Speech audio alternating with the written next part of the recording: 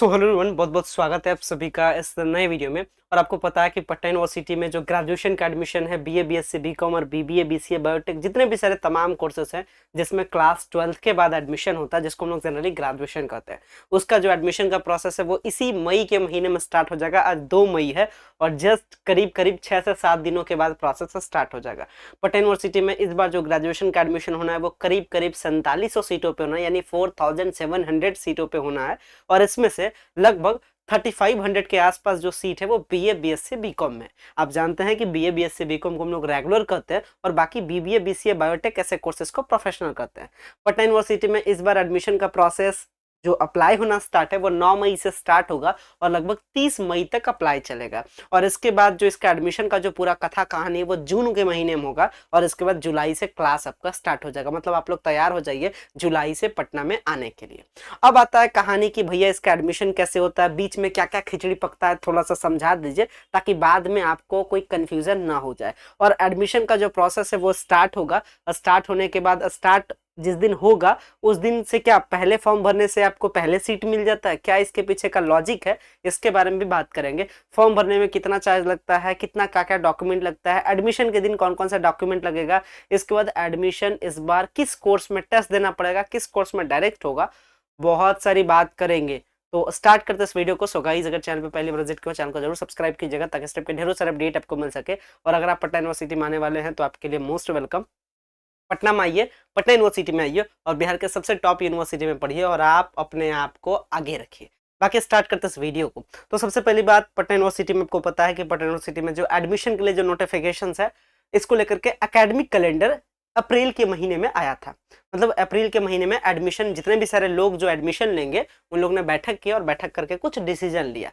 आपको पता है पहले पटना यूनिवर्सिटी ने कहा कि हम अपने सारे कोर्स में एडमिशन लेने के लिए टेस्ट लेंगे, मतलब पहले कहा।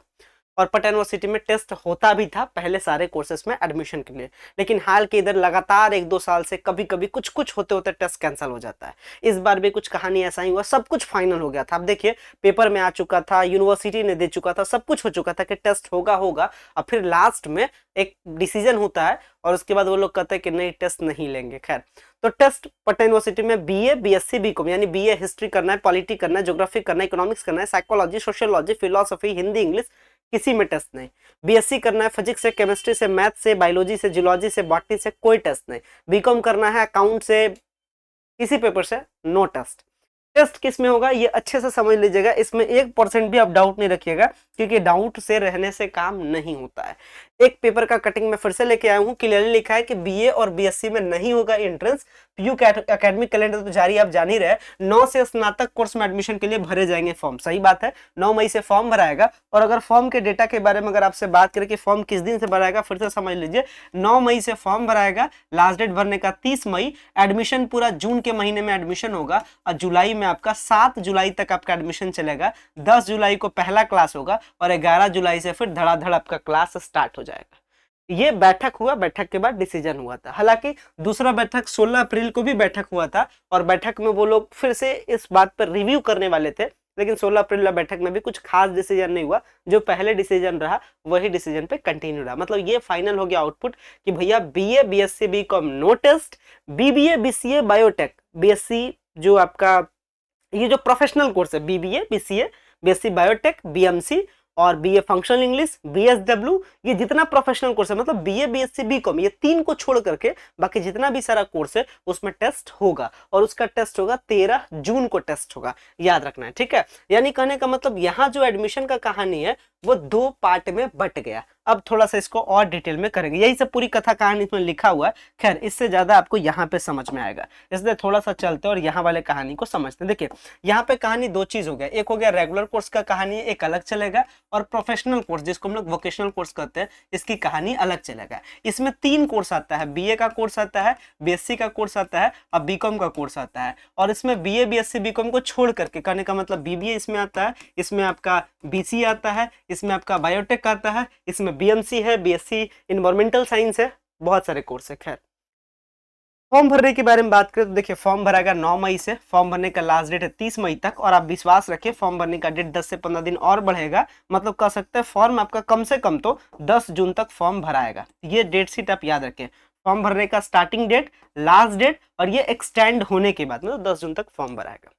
फॉर्म अगर कोई बच्चा चाहे कि क्या हम रेगुलर और वोकेशनल दोनों में भर सकते हैं, बिल्कुल भर सकते हैं। अगर आप है आपका मन करे कि नहीं हम दोनों में अप्लाई करना चाहते हैं तो आप दोनों में अप्लाई कर सकते हैं। पैसा आपका लगेगा, 1100 रुपया लगेगा इसमें भरने में, 1100 रुपया लगेगा इसमें भरने में। आपका मन करेगा दोनों भरेंगे तो 2200 रुपया, अगर आप कोई एक भरिएगा तो 1100 रुपया। अगर आप रेगुलर भरिएगा तो BA BSc BCom में से किसी पेपर में एडमिशन होगा, अगर वोकेशनल भरिएगा तो BBA BCA बायोटेक में से किसी में एडमिशन होगा, जिसके लिए आप एलिजिबल होंगे। मतलब जो 12 जो आप कोर्स कर सकते हैं। कौन सा कोर्स कर सकते हैं यहाँ पे ध्यान रखिएगा, BA कोई भी कर सकता है, BSc वही करेगा जिसका 12th में साइंस था, BCom कोई भी कर सकता है, BBA कोई भी कर सकता है, BCA वही करेगा जिसका 12th में साइंस रहेगा और मैथ रहेगा BCA के बारे में, BMC कोई भी कर सकता है, BSW कोई भी कर सकता है, BA फंक्शनल इंग्लिश कोई भी कर सकता है, BSc इन्वायरमेंटल साइंस वही करेगा जिसका 12th में बायो रहेगा, BSc बायोटेक वही करेगा जिसका 12th में बायो रहेगा। तो कौन क्या कर सकता है मैंने बता दिया, आप उसके हिसाब से फॉर्म भरना। ऐसा नहीं कि आप है आर्ट्स वाले और आपके पास मैथ है नहीं और आप चाहेंगे कि BCA में एडमिशन लेना, तो वो चीज़ पॉसिबल नहीं है। अगर आप एडमिशन अप्लाई कर दीजिएगा गलत सलत तो पैसा बर्बाद हो जाएगा। इसलिए सही अप्लाई करना है सोच समझ कर, कौन कौन से कोर्स के लिए एलिजिबल है इस बात का ध्यान रखकर। ये भी ध्यान रखिएगा कि जो आपका फॉर्म भरने के टाइम में मतलब आपका 12th में कम से कम आपका 45% कहा जाता है, हालांकि 40% रहने पे भी फॉर्म भरा जाता है रिजर्वेशन वाले कैटेगरी के लिए। बाकी नॉर्मल जनरल कैटेगरी 45% का कंडीशन रहता है। खैर परसेंटेज को लेकर के थोड़ा सा रिलैक्स भी होगा, तो वो कोई खास बड़ा मैटर नहीं, मतलब 40% के आसपास वाले बच्चे भी फॉर्म भर सकते हैं। फॉर्म भरने के टाइम में 2-3 दिलचस्प बात है, इसको समझ लीजिए, ठीक है।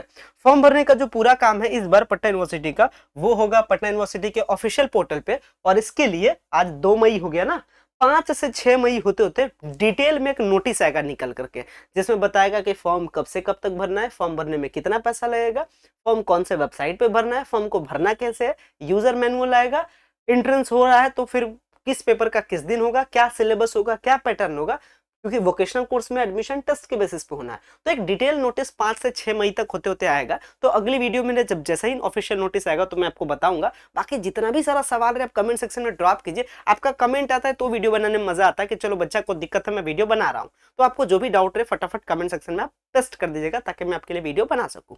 तो यहाँ पे 2 कहानी बच चुका है, एक है रेगुलर कोर्स वालों का, एक वोकेशनल कोर्स वालों का। रेगुलर वाले में नो टेस्ट, वोकेशनल वर्षों में टेस्ट है, दोनों में आप अप्लाई कर सकते हैं। आपका मन करे तो अप्लाई कीजिएगा, दोनों जगह पैसा लगेगा। अप्लाई करने का प्रोसेस पटना यूनिवर्सिटी के पोर्टल पे और पटना यूनिवर्सिटी का समर्थ नाम का पोर्टल है। याद रखिएगा इस बार बिहार के जितने सारे अलग अलग यूनिवर्सिटी है सब में एडमिशन के लिए एक कॉमन पोर्टल बनाया गया समर्थ, यानी एक ही आईडी पासवर्ड से खाली पैसा आपको देना पड़ेगा। एक ही आईडी पासवर्ड से आपका मन करे समर्थ वाले पोर्टल से मन करे पटना यूनिवर्सिटी का फॉर्म भरिए, समर्थ के पोर्टल से ही पाटलिपुत्रा का भराएगा, समर्थ से ही LNMI का भरेगा।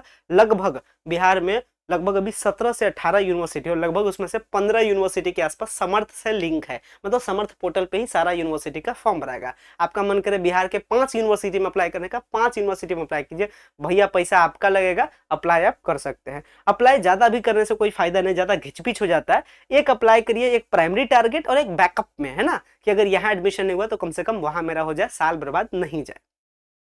सबसे बड़ा सीन यही होता है कि अगर आप जहां से भी आप पढ़ाई करना चाहते हैं, मेन बात ये याद रखिए कि आपका डिग्री ऑन द टाइम पे कंप्लीट हो जाए, आपका सेशन ऑन द टाइम पे कंप्लीट हो जाए। सबसे बड़ा बात ये होता है। आगे बढ़ते हैं तो पटना यूनिवर्सिटी में दूसरा इंटरेस्टिंग बात करते हैं कि एडमिशन के टाइम में एक तो आप समझ गए कि फॉर्म भरने के टाइम में 1100 रुपये लगेगा अप्लाई करने के लिए। अप्लाई पटना यूनिवर्सिटी के समर्थ पोर्टल पे होगा। अप्लाई करने के टाइम में क्या चाहिए, फोटो चाहिए, सिग्नेचर चाहिए, 10th मार्कशीट, 12th मार्कशीट। अगर 12th का मार्कशीट ओरिजिनल नहीं भी है तो चलेगा, जो ऑनलाइन रिजल्ट है उसी को अपलोड कर दिए। कास्ट सर्टिफिकेट, आधार कार्ड और ब्लड ग्रुप पता करके रखिएगा। 7 चीज आपको चाहिए अप्लाई करने के लिए। बाकी मोबाइल नंबर ये सब तो अपना दीजिएगा, दूसरा का मोबाइल नंबर नहीं दीजिएगा, ईमेल आईडी सही सही दीजिएगा। ये सब बेसिक चीज है। जब फॉर्म भराएगा तब फॉर्म भर के सिखा भी देंगे, वैसे ही फॉर्म भरिएगा, कोई गलती नहीं करना है। तो ये 6-7 डॉक्यूमेंट है जो एडमिशन अप्लाई करने के लिए चाहिए। अब आपका एडमिशन जब आपका अप्लाई हो जाएगा तो एडमिशन के दिन कौन कौन सा डॉक्यूमेंट चाहिए आपको पता है। एडमिशन आपका जून में होगा। थोड़ा सा कहानी आपको और एडमिशन का बताते हैं। देखिए सबसे पहले आप समझ गए कि 9 मई से भैया फॉर्म भराएगा, कहिए हाँ। फॉर्म भराएगा कब तक, 30 मई तक भराएगा, कहिए हाँ। अगला कहानी है, हो सकता है फॉर्म भरने का डेट 10 जून तक बढ़ेगा, ये तो फिक्स है कहिए हाँ। और इसके बाद जो पहला मेरिट लिस्ट है लगभग 16 जून के आसपास पहला मेरिट लिस्ट आएगा, मतलब पहला लिस्ट आएगा। और ये कहानी किसके लिए चल रहा है, रेगुलर वालों के लिए, बीए बीएससी बीकॉम वालों के लिए। प्रोफेशनल वालों के लिए कहानी अलग है, वो मैं आगे बताऊंगा। रेगुलर वालों के लिए कहानी क्या है, 9 मई से अप्लाई, 30 मई लास्ट डेट, 10 जून तक आपका फॉर्म भराएगा, लास्ट डेट होगा, 16 जून को पहला लिस्ट आ जाएगा। और पहला लिस्ट में सारे का मतलब पहला लिस्ट में बीए का भी लिस्ट आएगा, बीएससी का भी आएगा, बीकॉम का भी आएगा। फॉर्म भरने के टाइम में ध्यान रखिएगा, जब आप फॉर्म भरिएगा तो फॉर्म भरने के टाइम में ही आपसे पूछेगा आपको कौन सा सब्जेक्ट ले, पहले आपको पूछेगा फैकल्टी, तो आप बोलेगा रेगुलर में फॉर्म भरना है। फिर रेगुलर में फॉर्म आगे भरिएगा तो फिर आपसे पूछेगा कौन सा चीज आपको चाहिए। आपका जो 12th रहेगा, पहले आप 12th अपने बारे में बताइएगा, और जैसे ही 12th अपने बारे में बताइएगा तो फिर कहेगा कि हम आपको ये सब्जेक्ट दे सकते हैं, मतलब आप इस सब्जेक्ट में एडमिशन ले सकते हैं। जो जो आपको चुनना रहेगा लिस्ट बना लीजिएगा, पहला दूसरा तीसरा चौथा पांचवा छठा, इस तरीके से लगभग आप 20 ऑप्शन दे सकते हैं। आपका मन किया 5 ऑप्शन चुनने का, 5 ऑप्शन चुन लीजिए। इसके बाद जिसका आपका कट ऑफ जब बनेगा, जब 16 जून को फर्स्ट लिस्ट आएगा तो पहला कट ऑफ आएगा, मतलब कितने परसेंटेज पे किसको कौन सा सब्जेक्ट मिला है। अगर आप उसमें फिट खाइएगा तो आपको वो सब्जेक्ट मिल जाएगा, हालांकि घबराने का जरूरत है। अगर आपको आपका मन पसंदीदा नहीं भी मिलता है तो स्लाइड अप नाम का एक ऑप्शन भी आता है, मतलब एडमिशन ले लीजिए कॉलेज जाकर के और स्लाइड अप कर दीजिए, मतलब अगर अगला लिस्ट जब बनेगा तो आपको इससे भी कुछ अच्छा मिल सकता है। खैर वो स्लाइड अप होता है, तो जिनको भी मन पसंद नहीं मिलता है वो स्लाइड अप का फायदा उठाते हैं, वो आपको ऑप्शन मिलता है। तो आप ज्यादा से ज्यादा ऑप्शन आप दीजिए फॉर्म भरने में, ताकि आपके पास ऑप्शन ज्यादा से ज्यादा रहे, ताकि एडमिशन आपका हो जाए, साल बर्बाद नहीं हो। क्योंकि इस बार भी एडमिशन हो रहा है परसेंटेज पे, मतलब आपके हाथ में कुछ नहीं है, आप खाली अप्लाई कीजिए, परसेंटेज कट ऑफ जो बनेगा उसके हिसाब से काम होगा।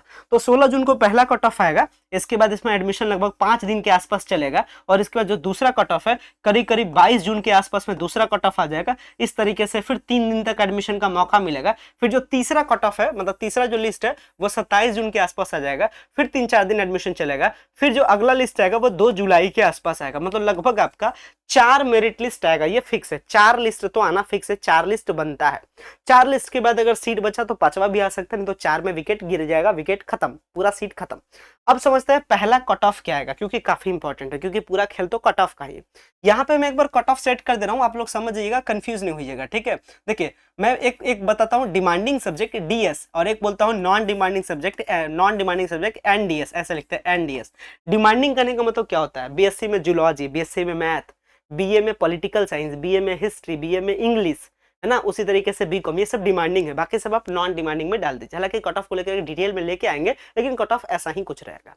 अब कैटेगरी सुनिए, आप जानते हैं कि बिहार में रिजर्वेशन सिस्टम है। एक है जनरल, जिसको कोई रिजर्वेशन नहीं है ना, एक है आपका ईडब्ल्यूएस, जनरल में जिसको रिजर्वेशन, इसको ईडब्ल्यूएस करते थे। जिसका जनरल में कम परसेंटेज है ईडब्ल्यूएस बनवा लेंगे। देखिए फर्क कितना होता है, एक होता है ईबीसी, एक्सट्रीमली बैकवर्ड कास्ट, एक होता है बैकवर्ड कास्ट बीसी, एक होता है आपका एससी कास्ट, एक होता है आपका एसटी कास्ट। लगभग इतने टाइप का रिजर्वेशन आपको मिलता है। एक और होता है पीएच, फिजिकली हैंडीकैप, जिनका थोड़ा सा प्रॉब्लम है, ठीक है, उनके लिए हाथ में प्रॉब्लम है, पैर में प्रॉब्लम है, जिनके पास सर्टिफिकेट है, विकलांग जो है उनको तो बहुत, मतलब उनका 40% भी रहेगा तो एडमिशन हो जाएगा। खैर अब इसमें समझ लीजिए, डिमांडिंग सब्जेक्ट में जो जनरल वाले रहेंगे इनका स्टार्टिंग कट ऑफ लगभग 88% के आसपास रखिए, इससे कम तो नहीं जाएगा, ज्यादा जितना चल जाए, हम ज्यादा का बात नहीं करेंगे।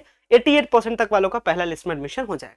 अगर आप ईडब्ल्यूएस रहेंगे तो आप इसको रख लीजिए 86%, ईबीसी अगर आप रहिएगा तो आप इसको रख लीजिए 85%, बीसी रहिएगा 86 रख लीजिए, एससी रहिएगा आप इसको 83 रख लीजिए, और एसटी रहिएगा आप इसको 79 रख लीजिए।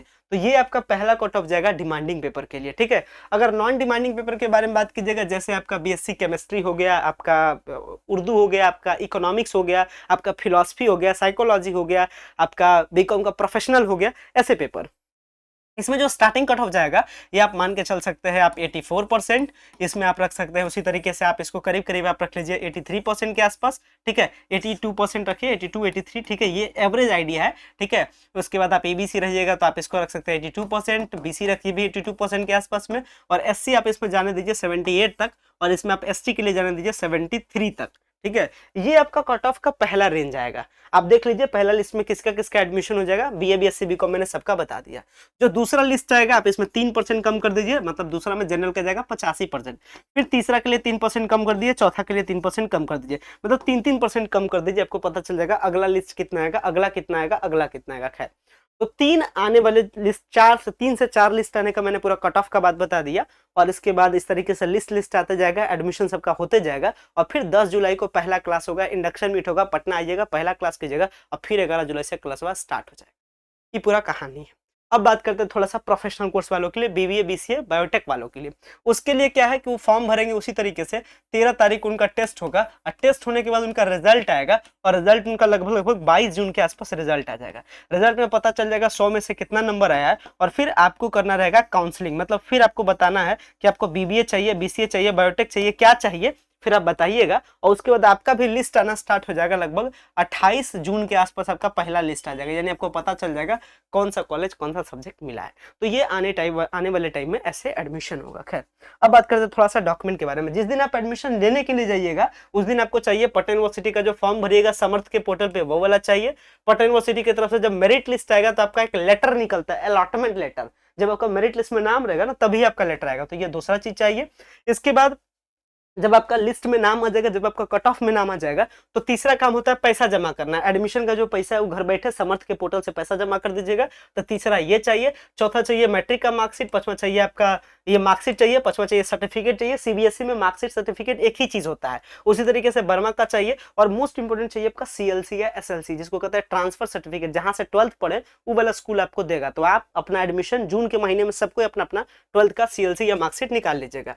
उसके बाद आपका कास्ट सर्टिफिकेट, अगर आपका कास्ट है तो 4 फोटो चाहिए। और अगर आपका गैप है, पिछले साल पास किए थे, एडमिशन ही लिए थे, गैप है तो गैप ईयर सर्टिफिकेट चाहिए, आधार कार्ड चाहिए। और अगर आपका एसएलसी सीएलसी टीएलसी अगर आपका एडमिशन के टाइम में नहीं रहेगा तो आपको 15 से 20 दिन का टाइम भी मिल जाता है जमा करने का। तो ये अंडरटेकिंग का एक लेटर होता है, वो आपको वहां पे मिल जाता है। सो ये सारे डॉक्यूमेंट है, एडमिशन का चार्जेस वगैरह तो मैंने बताया ही है। अभी बहुत सारा वीडियो लेकर के आएंगे, थोड़ा सा वीडियो लंबा हो गया। खैर, मिलेंगे फिर नेक्स्ट वीडियो में, बहुत सारी बात और अभी आने वाले टाइम में करेंगे। तो मिलते हैं नेक्स्ट वीडियो में कुछ नए इन्फॉर्मेशन के साथ। So much, thank you.